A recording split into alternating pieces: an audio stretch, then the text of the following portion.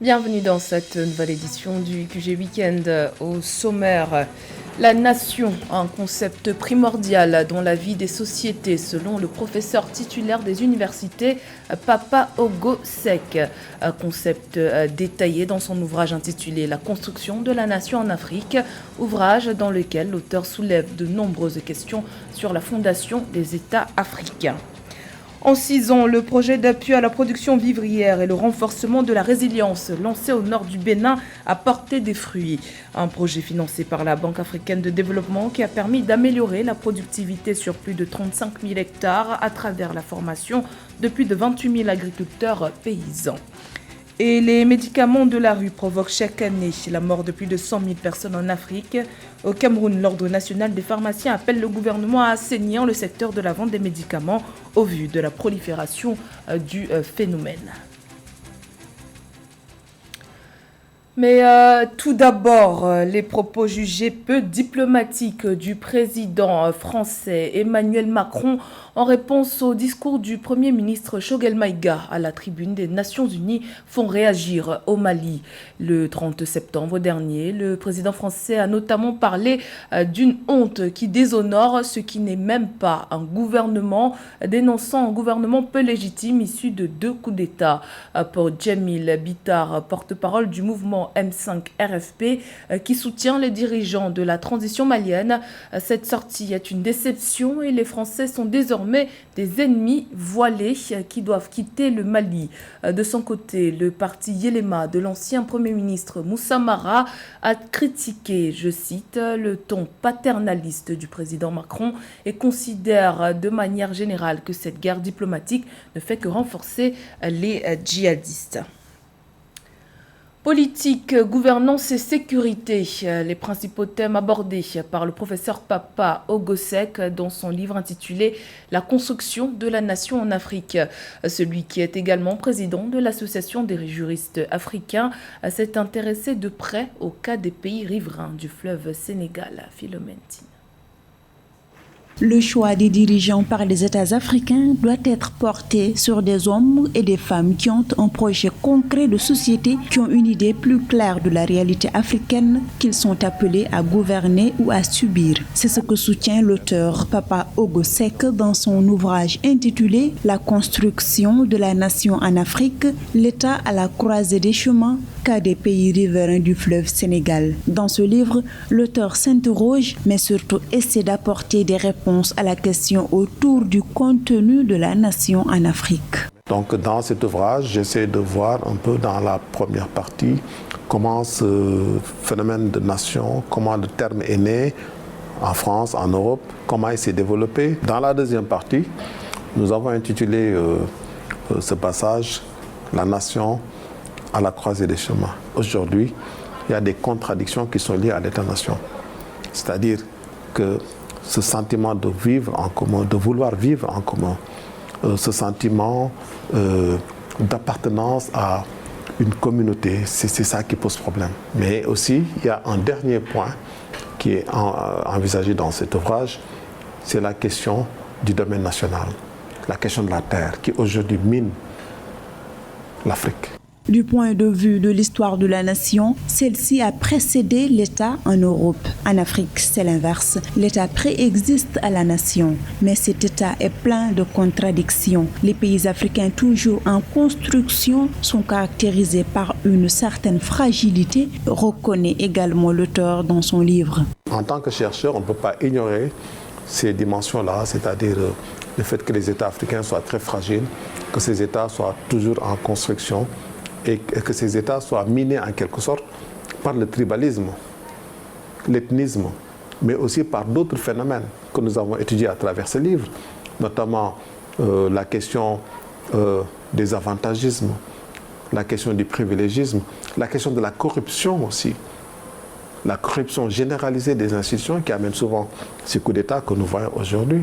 fondamentale se pose. Agrégé en histoire du droit et des institutions, le professeur Papa Ogosek est par ailleurs le fondateur de l'Institut des hautes études sur la justice et les droits fondamentaux en Afrique. Une initiative à travers laquelle il compte s'impliquer davantage dans la réalisation de l'état de droit qui devrait, assure-t-il, nécessairement passer par la formation.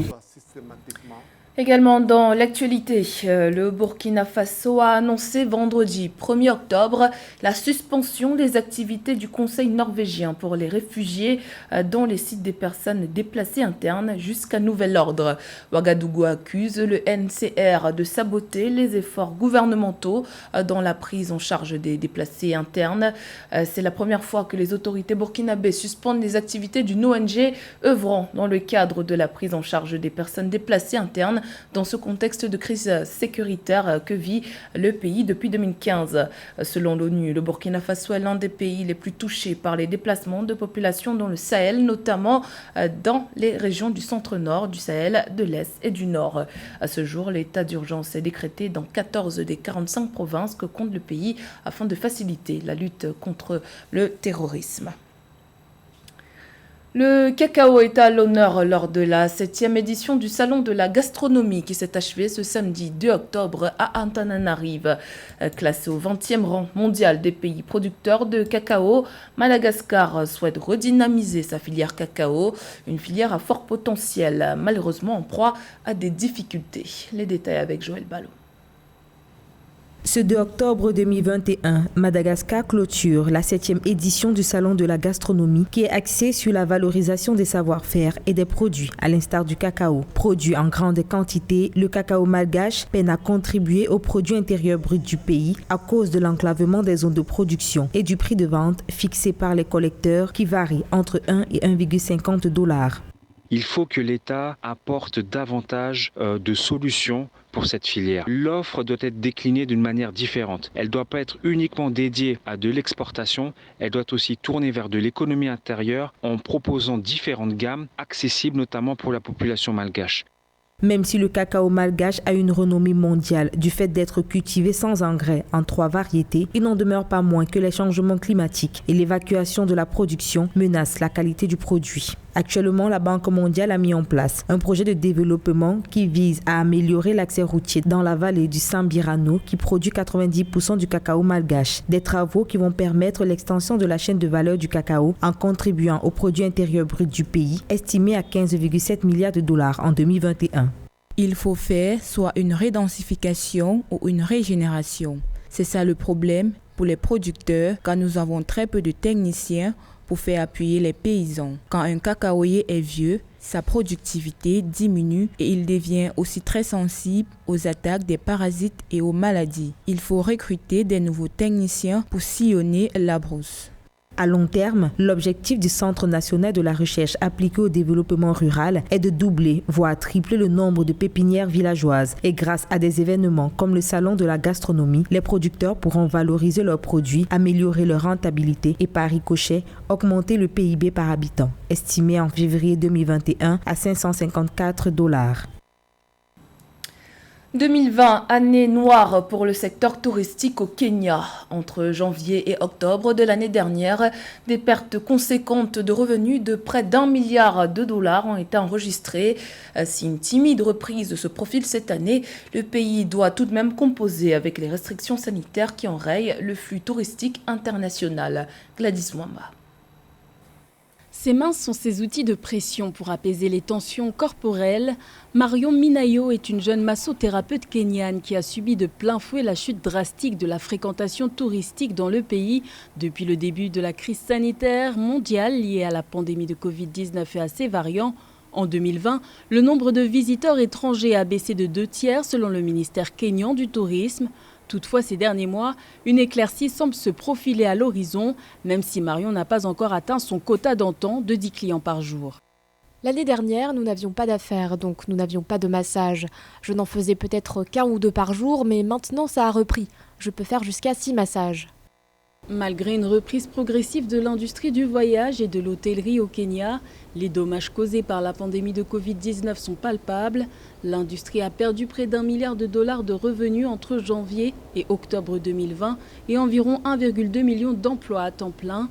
Les célèbres sites de safari n'ont pas été épargnés, à l'instar du Safari Lodge de Ngulia, construit en 1968 dans le parc national de West Tsavo, qui a déclaré une perte de revenus des clients internationaux de 80%. Cela nous a forcé à programmer les membres de notre personnel selon un horaire de rotation, dans lequel certains d'entre eux n'étaient pas à temps plein.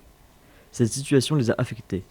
Les acteurs du tourisme kényan espèrent que le gouvernement maintiendra sa stratégie de commercialisation axée sur le développement du tourisme intérieur pour relancer les activités du secteur, une manière de se diversifier et de ne plus dépendre du marché international.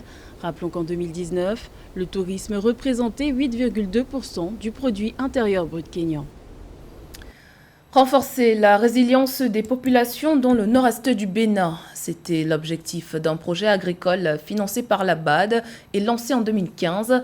Initiative qui s'avère aujourd'hui fructueuse grâce à la formation de plus de 28 000 agriculteurs aux technologies résilientes. Les détails dans ce sujet de Joël Ballot.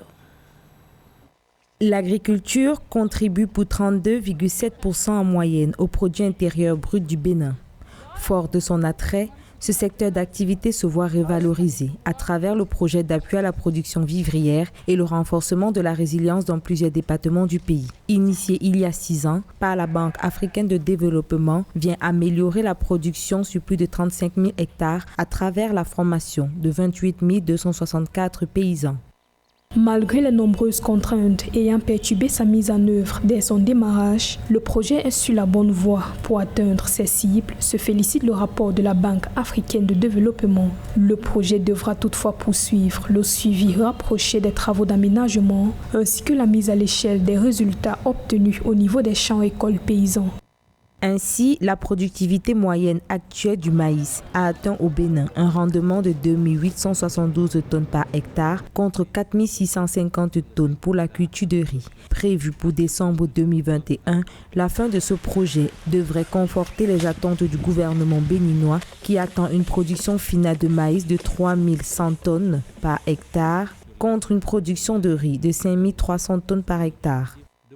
L'objectif global de ce projet est de contribuer à l'amélioration de la sécurité alimentaire et nutritionnelle et à la réduction de la pauvreté. L'objectif spécifique du projet est de relancer durablement la production vivrière dans les départements de l'Ali-Bori, du Bourgou et des collines, à travers l'amélioration de la productivité, la résilience au changement climatique, la gestion durable des ressources naturelles agricoles, la réduction des inégalités de genre et l'augmentation des revenus des ménages, notamment les plus vulnérables dans la zone d'intervention. La mise en œuvre de ce projet a permis d'obtenir des résultats notables. Il s'agit notamment de l'amélioration de la productivité avec l'accroissement de plus de 60% pour toutes les spéculations concernées par le projet, la mise à échelle des technologies résilientes de production et également l'amélioration de la gestion de l'eau sur le périmètre. Ces premiers éléments ont permis au projet de pouvoir accroître considérablement les volumes de production dans les zones du projet. On peut noter également une évolution de plus de 1000% des volumes de production commercialisés avec un accroissement de plus de 50% du revenu des producteurs.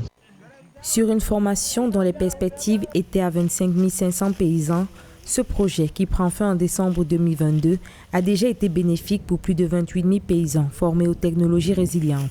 Par ailleurs, le projet a permis la réhabilitation de 7 barrages agro-pastoraux d'un volume d'eau constitué de 600 000 mètres cubes.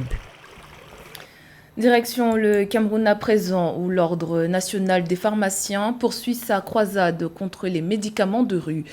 Dans les grandes villes comme dans l'arrière-pays, ces médicaments principalement importés d'Inde, de Chine et du Nigeria s'écoulent facilement en raison de leurs coûts abordables. L'organe exhorte l'État à assainir le secteur. Les détails avec Thierry Ndassa. Malgré les campagnes visant à sensibiliser les populations sur la consommation des médicaments dits de la rue, ce secteur d'activité se porte plutôt bien au Cameroun. Dans la ville de Douala, les points de vente de ces médicaments controversés augmentent au fur et à mesure que la ville grandit. Ces pharmacies de fortune gagnent du terrain plus vite que les pharmacies conventionnelles. Leur cible, ce sont les Camerounais à faible revenu, ne disposant pas d'assez de moyens pour se rendre en pharmacie. Le coût de vie des Camerounais aussi est bas. Les Camerounais n'ont pas assez de moyens pour aller se ravitailler en pharmacie. Autant plus, les mêmes choses qu'ils trouvent en pharmacie, c'est les mêmes trucs qu'ils trouvent ici, là, à des prix un peu plus bas.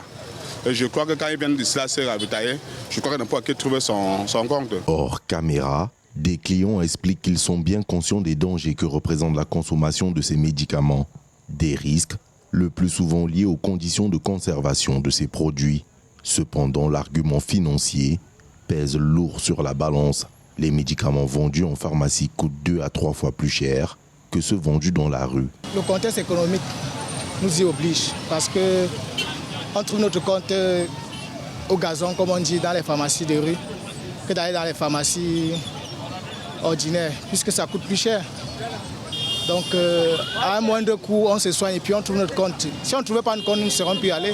Selon l'Ordre national des pharmaciens du Cameroun, la prolifération de ce business met à mal le développement des officines pharmaceutiques sur le territoire national. Au Cameroun, on forme par an environ 150 pharmaciens.